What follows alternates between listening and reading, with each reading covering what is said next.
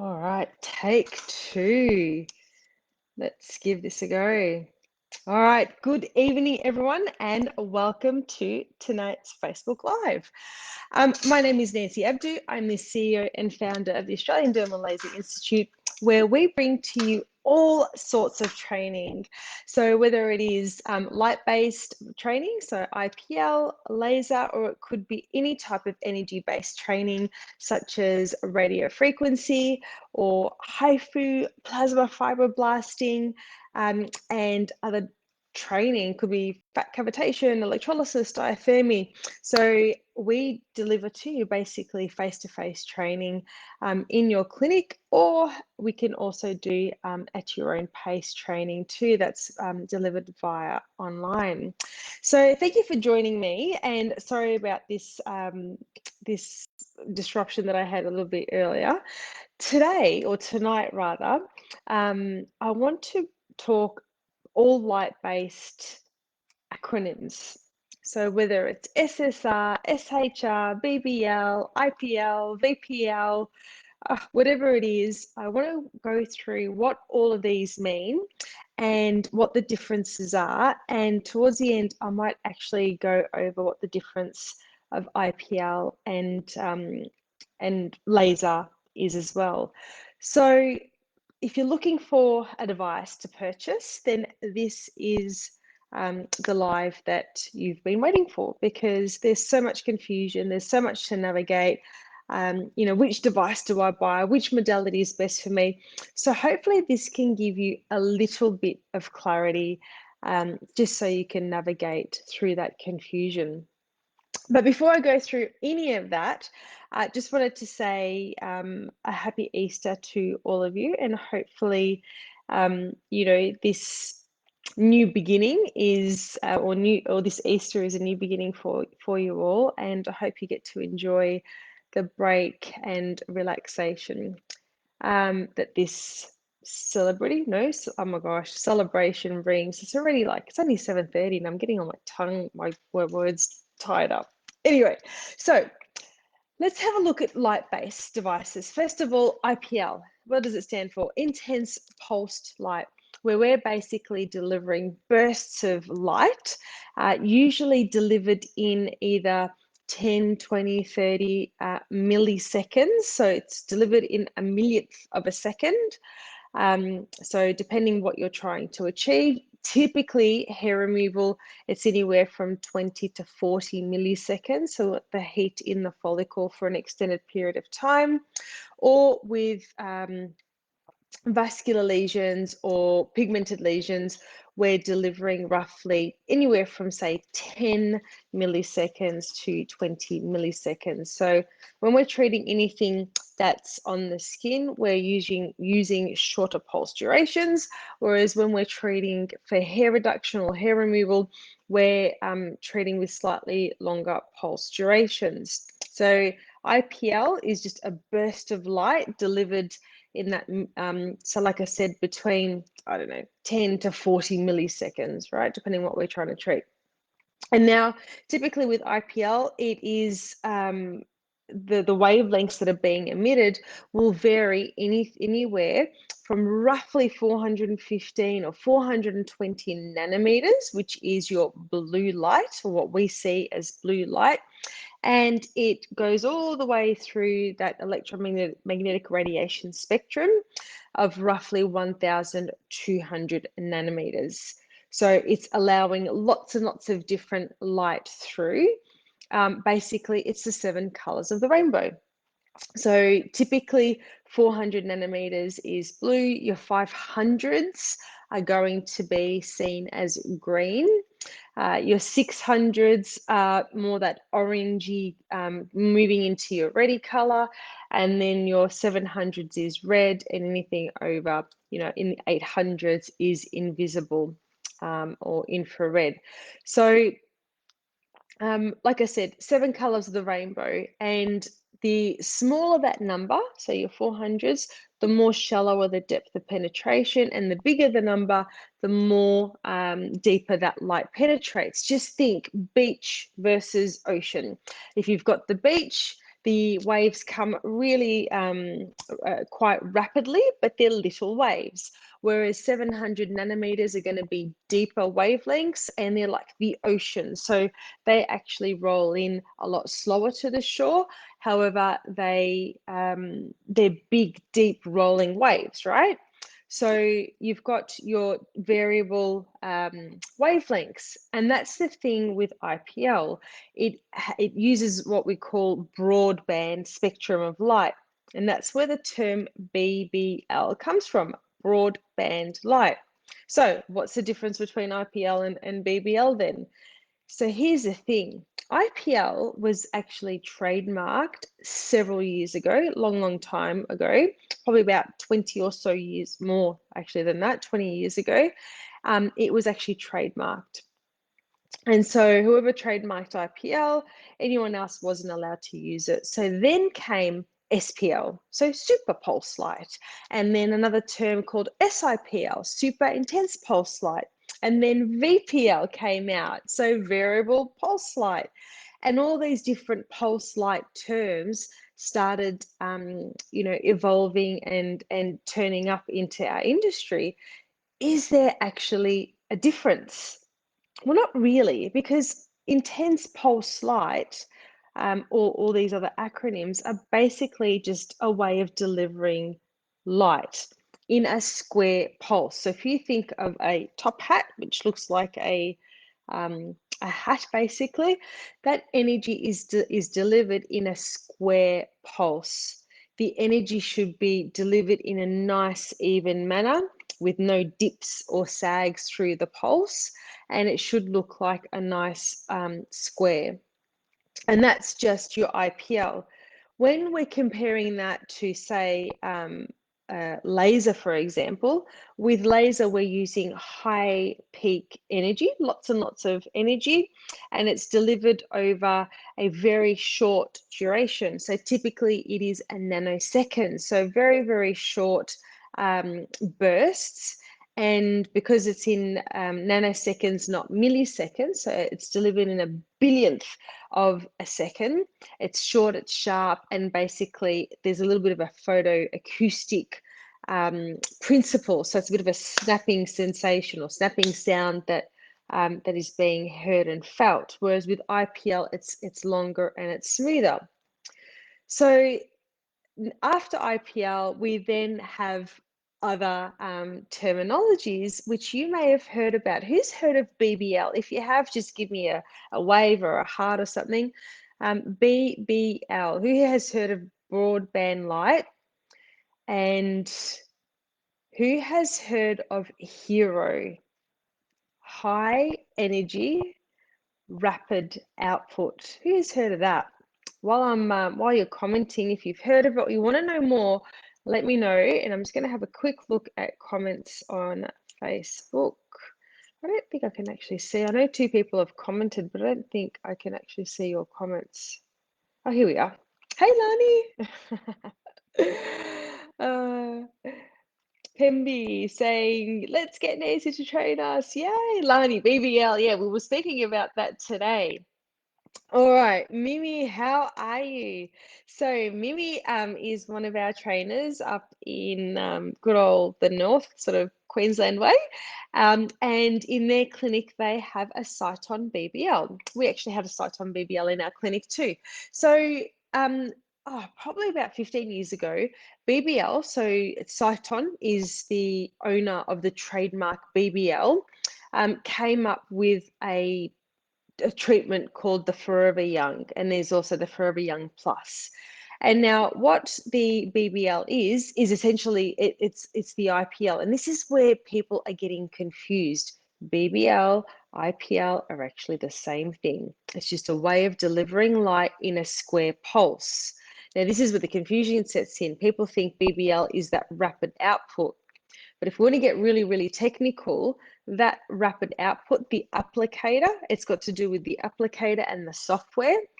They came out with an applicator called the HERO, so high energy rapid output.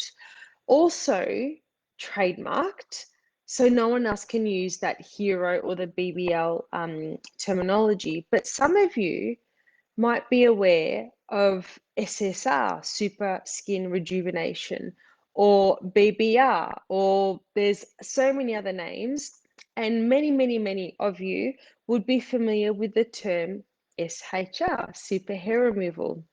Now, technically, Hero, BBR, SSR, SHR are IPL, but it is how it is delivered to the skin. And there are benefits. I'm going to come to the benefits in a second. But let me explain to you what Hero and SSR and SHR basically is. So yes, it's IPL, but it's the way it's delivered. So instead of one big square pulse that looks like a top hat, what it is tiny mini pulses delivered in very short pulse duration. So instead of, remember what I said, 20 milliseconds, we're now delivering energies in anywhere between 4 to 7 milliseconds, roughly is the going rate. And instead of 20, 30, 40 joules of energy, we're delivering it, say, we're only delivering 4, 5, 6, 7 joules of energy. So what's happening is here is we're delivering only a little bit of energy over a little bit of short of time.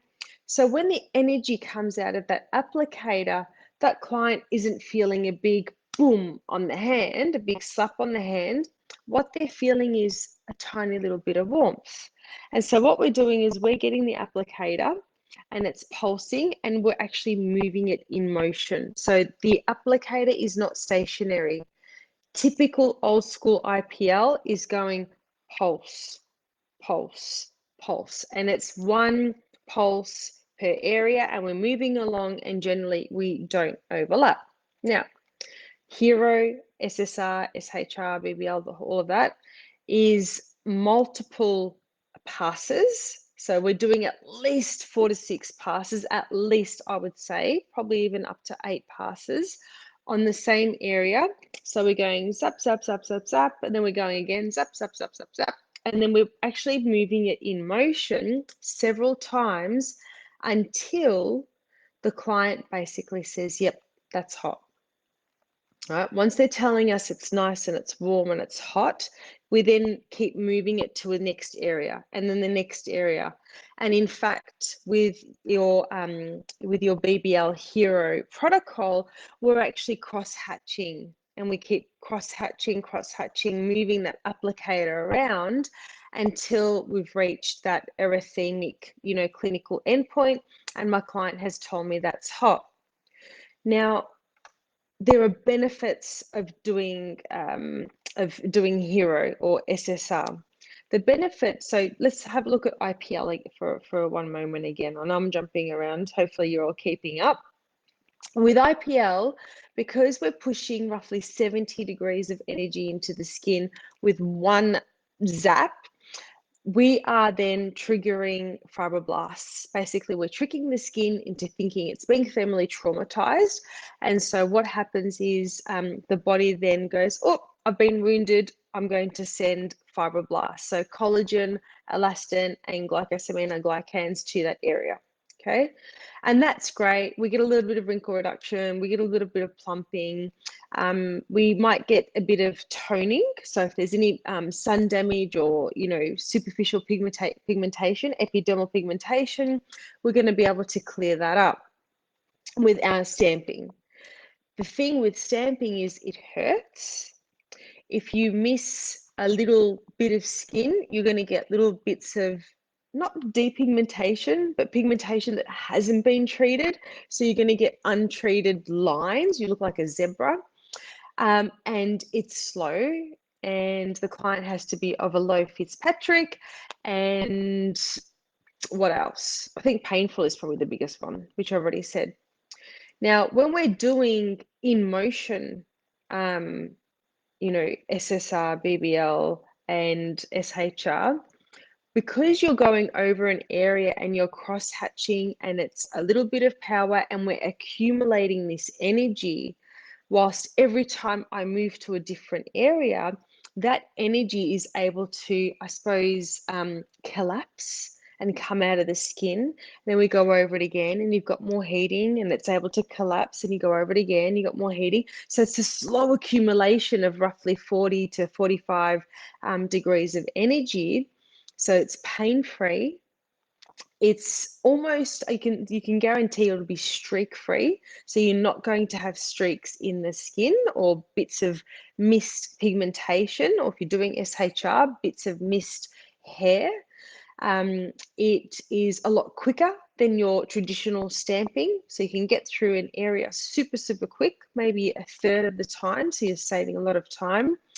You can lift off the skin. It's not ideal, but you can lift off the skin. So what happens, because there's so little power, if you happen to move off the skin and you don't have complete contact, you're not going to burn someone. So the risk is reduced. You still get your fibroblast synthesis. So you're still going to get collagen, elastin, and your glycosaminoglycans being stimulated. The other thing you're going to get, and this is the beauty of in motion IPL, all right, is plumping, retexturizing. So the texture of the skin is actually improved. And you're also going to get a little bit of lifting and tightening. So plumping, rejuvenating, a little bit of toning. So the pigmentation is going to be reduced. So there's a lot more benefits to doing that type of treatment as opposed to your traditional stamping. So hopefully that makes a little bit of sense. Clients are happy because they're not in pain. They don't have striping. You're less likely to burn someone. So it's a win-win-win all round for everyone. Now, SHR is going to be the same thing. So we're delivering all this energy over multiple passes. Not all devices have the capability of delivering such rapid output. You need to have specific software and a specific applicator. The beauty with your BBL, that's by Cyton, the Hero applicator, or the Protege device by Trevor, the Aesthetic Bureau, or the BBR, the Apollo device by Mike, Beauty. They all have those, that technology, is that those applicators will last hundreds of thousands, so usually at least 500,000 shots. The reason is, instead of doing a full face of IPL rejuve in stamping, and typically it might take you 150, 200 shots, with this type of in-motion technology, it's going to take you roughly 1,000 shots. So we're pumping in 4 times the amount of shots, if you like, or pulses, as opposed to the single shot. Now, these applicators need to last, 500, if not 1,000,000 shots or more. So keep that in mind when you're looking for a device. How many shots can that particular device do? If it's only 200,000, it's not going to be enough. It's 400,000, but you're looking at probably about 1,000,000. I know Alma had their SHR. So SHR was actually patented by Alma, but no one follows that rule, unfortunately, of not using SHR. Everyone's using SHR now. But with Alma, with their Harmony, their applicator lasts about 1,000,000 pulses too. So if you're looking for a device, make sure that, if it is going to do SHR or in-motion BBL or Hero, whatever you want to call it, let's call it in-motion, that it has at least 500,000 shots on the, within the applicator, so it can last, the whole duration, and many, many, many treatments. So they're basically the 2 main differences, so in motion and stationary. Now, when I'm doing a treatment, let's say I'm doing in motion on the face, and I don't have any room to keep moving it around the upper lip, then I might press my applicator just a few times while it's stationary. So I'll do 2 pulses, then I'll pause, then I'll do another 2 pulses, and that way I'm getting in my 4 shots in that area, but still cooling the skin in between my 2 shots. That allows the skin not to overheat too much and it makes it more comfortable. So in small areas like my upper lip or my chin, or if I'm doing SHR around the labia, I will do the same thing. I will keep my applicator there. It won't be in motion, and I'll press it a few times, allow the skin to chill, to cool down in between, and do a couple of more shots. A lot of people have said to me, well, how do you do SHR around the labia? So basically still am in SHR mode, but I'll actually just give it a couple of shots and then pause in the middle, a couple more shots with my SHR setting. And it's the same thing with your skin settings. You'll do that too in smaller areas. So hopefully that makes a little bit of sense. So let's have a look at laser. What's the difference between then laser and hero or in motion? Laser genesis is what I'm talking about. So laser genesis is very, very similar to where we're heating up the water in the skin and we're tricking it into thinking it's, being traumatized. And what the 1064 does, it has a high affinity to water, so it's highly absorbed by water. And instead of using nanoseconds to deliver that energy, so usually most lasers are, anywhere from 5 to 20 nanoseconds. What they've done is they actually extended the pulse duration to 300 microseconds. So a little bit longer pulse duration. And that way the heat, or the light rather, is in the skin for an extended period of time, and therefore it actually heats up the water deep in the dermis. So what's the difference then between IPL rejuvenation or hero and laser? They're very similar. They're both delivering a thermal energy to create or synthesize those fibroblasts. One is slightly deeper, which is your laser, your 1064. So the 1064 is going to be traveling, roughly sort of further down here, whereas your 520, 540, 580, so usually with your in motion, it's about 540. It's going to travel a little bit more superficially, so roughly around the dermis, the top, epidermal dermal junction, and the more passes you're doing, the more bulk heating you're creating.